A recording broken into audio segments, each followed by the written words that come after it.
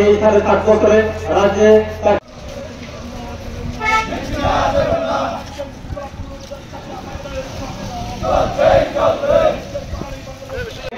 আমরা এর প্রতিবাদ করেছি, কৃষকরা প্রতিবাদ করেছি। রাজ্যের হাজার হাজার শূন্যপদ রয়েছে সমস্ত দপ্তরে, এই শূন্যপদগুলিকে অবিলম্বে পূরণ করতে হবে এবং রাজ্যে আজকে যে শিক্ষার ফেডারেশন সরবরাহ মহকুমা কমিটির পক্ষ থেকে সংগ্রামী অভিনন্দন। আপনারা সবাই জানেন 2018 সালে রাজ্যে পরিবর্তন হওয়ার পরে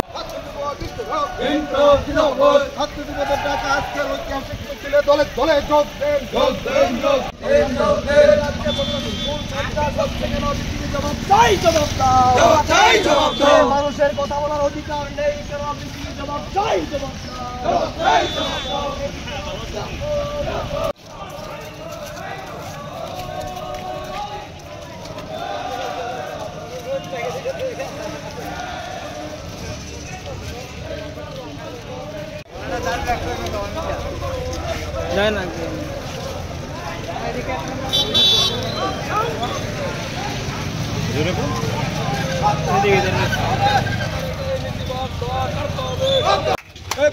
কবির হোসেন তোমায় জানাই লাল সালাম, কবিতা তোমায় জানাই লালে লালে লাল সালাম, কবিতা তোমায় জানাই লালে লালে লাল সালাম, কবির হোসেন তোমায় জানাই লাল সালাম, কংগ্রেস দল থেকে আগত কবির হোসেন তোমায় জানাই লাল সালাম।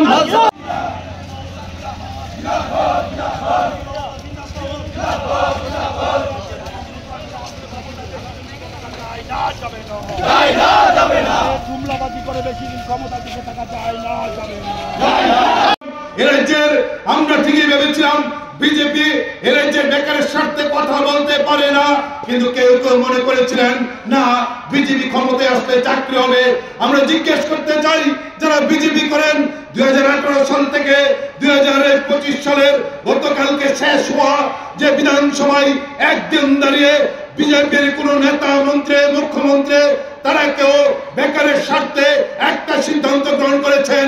আমরা বলছি না বেকারের সঙ্গে তারা কোনোদিন স্বার্থে কথা বলেনি, কিন্তু এই বিধানসভায় আমরা দেখেছি কি করে একের পর এক বিধায়ক বিধানসভায় দাঁড়িয়ে মদ দিয়ে কি করে তারা বুক ফুলিয়ে মদের লাইসেন্স দিতে হবে বলে দাবি করে চিৎকার করেন।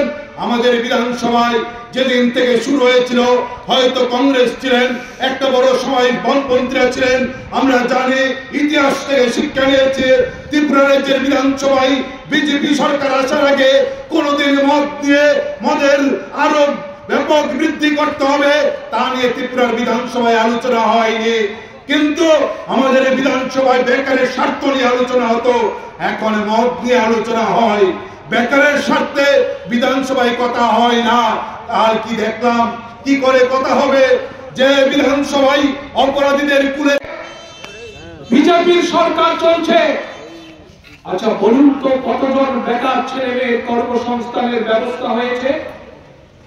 আমাদের রাজ্যে বামফ্রন্ট সরকার যখন ছিল, মানিক সরকার যখন মুখ্যমন্ত্রী ছিলেন, তখন সরকারি পরিসংখ্যান হচ্ছে 11 জন করে বেকার ছেলে মেয়ের প্রতিদিন সরকারি চাকরির ব্যবস্থা হতো।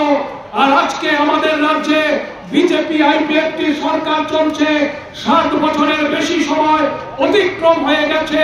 এই 7 বছর সময়ের মধ্যে 16-17 হাজার চাকরি তারা দিতে পেরেছে, তার মধ্যেও আউটসোর্সিং এর চাকরি, ডায়েন হারনেসের চাকরি, এই সমস্ত চাকরিকে যোগ করে তারা 15-16-17 হাজার চাকরির ব্যবস্থা করতে পেরেছে।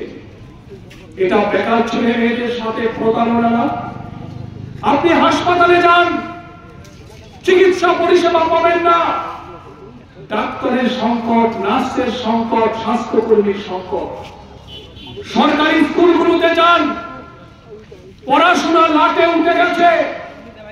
সরকারি স্কুলগুলোতে এখন আর পড়াশোনা হয় না, কারণ যে পরিমাণ শিক্ষক থাকার কথা সরকারি স্কুলগুলোতে, সেই পরিমাণ শিক্ষক নেই সরকারি স্কুলগুলোর মধ্যে।